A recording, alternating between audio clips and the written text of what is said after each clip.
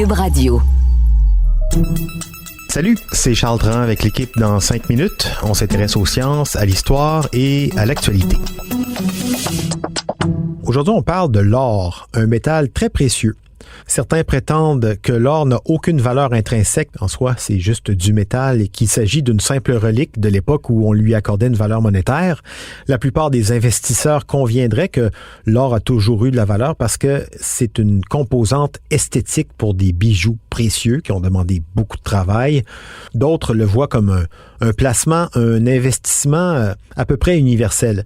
Mais à ces valeurs concrètes s'ajouterait une autre caractéristique de l'or, son aspect mystérieux. Ça aussi, ça lui donne beaucoup de valeur, les alchimistes qui ont toujours voulu en créer. D'où vient l'or en plus, on ne sait pas trop. Et pourquoi tant d'engouement autour de ce métal plutôt qu'un autre? Voici Élie Jeté.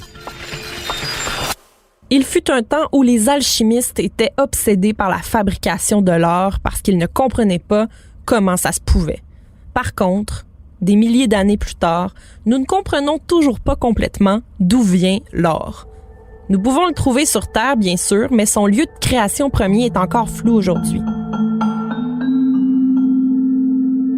Les Aztèques croyaient que l'or était en fait la sueur du soleil. Mais bon, ils avaient tort. Selon la première théorie généralement admise, l'or, comme la plupart des métaux lourds, a été forgé à l'intérieur des étoiles par un processus appelé fusion nucléaire. Au début, après le Big Bang, seuls 2 éléments se sont formés, l'hydrogène et l'hélium. Quelques centaines de millions d'années après le Big Bang, les premières étoiles brillaient de leur feu nucléaire. Ces incendies cosmiques ont forcé des éléments plus légers à former des éléments légèrement plus lourds, et ces réactions nucléaires ont libéré une énorme quantité d'énergie. Peu à peu, ces premières étoiles ont commencé à fabriquer des éléments comme le carbone, l'azote, l'oxygène. Et vous pouvez continuer comme ça en traversant le tableau périodique jusqu'au fer. Mais il n'y avait toujours pas d'or dans l'univers. Quand les étoiles ont eu fini de brûler les éléments légers, elles se sont attaquées aux plus lourds. Au bout du compte, en brûlant du silicium pour fabriquer du fer, les étoiles ont explosé en supernova et pendant quelques courts instants, chaque étoile libérait autant d'énergie que toutes les étoiles ordinaires de cette galaxie réunies. Dans cette explosion cataclysmique, pour la première fois, des atomes d'or ont été fabriqués puis jetés dans l'univers avec les autres débris de cette explosion.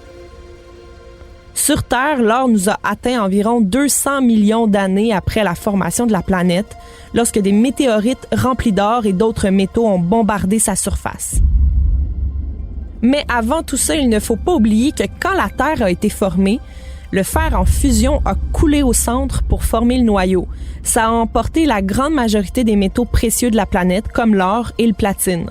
Donc, dans le centre de la Terre, il y a suffisamment de métaux précieux pour recouvrir toute la surface de la Terre d'une couche de 4 mètres d'épaisseur.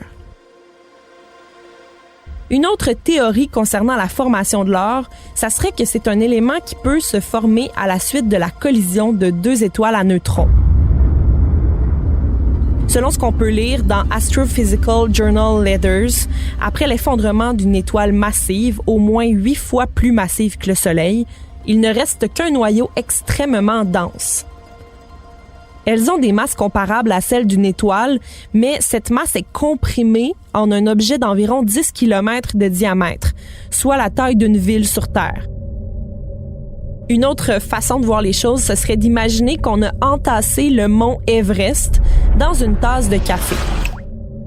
On aurait à ce moment-là, dans la tasse de café, la même densité qu'une étoile à neutrons. 2 étoiles à neutrons en orbite peuvent entrer en collision. Quand ça se produit, un sursaut gamma survient. Ce sont les explosions les plus puissantes de l'univers.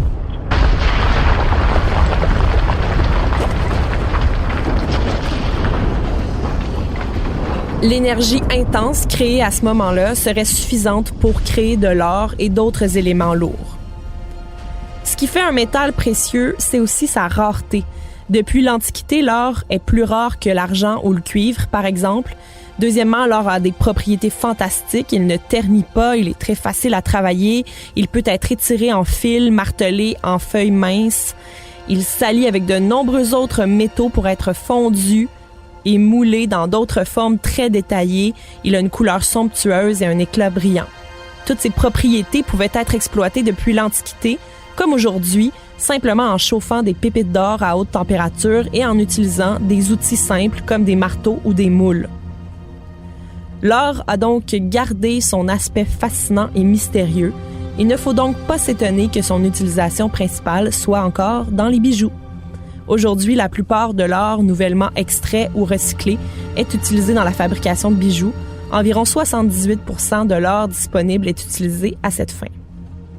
Oui, mais un chiffre qui baissera sans doute un peu dans un avenir plus ou moins lointain au profit d'une autre utilisation de plus en plus commune pour ce métal extrêmement malléable et versatile, l'électronique, l'informatique et encore plus récemment les nanotechnologies, ce qui devrait continuer de maintenir le prix de l'or à des niveaux relativement élevés. Merci, Élie Jeté, c'était en 5 minutes.